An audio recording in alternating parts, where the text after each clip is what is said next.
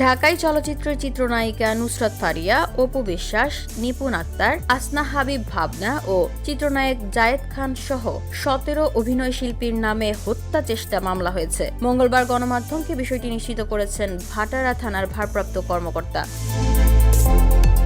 2024 সালে বৈষম্য বিরোধী আন্দোলন চলাকালীন রাজধানী ঢাকার ভাটার থানাধীন এলাকায় হওয়া এক হত্যা চেষ্টা মামলায় আসামি করা হয়েছে এসব অভিনয় শিল্পীদের। এছাড়া আসামি করা হয়েছে চিত্রনায়িকা অভিনেত্রী সুবর্ণা মুস্তফা, রোকেয়া প্রাচী, সুহানা সাবা, মেহের আফরোজ শাওন, জ্যোতিকা জ্যোতি, চিত্রনায়ক Simon Sadiq, Azizul হাকিমকেও।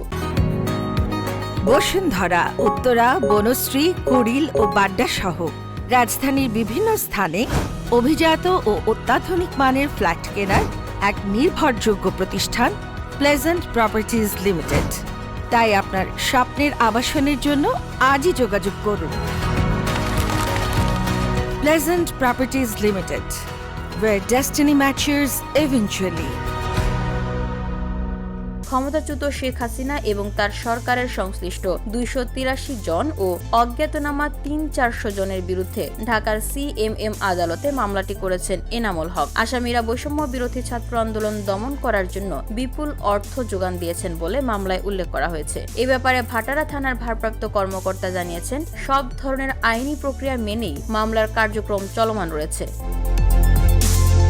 VOD Bangla news desk.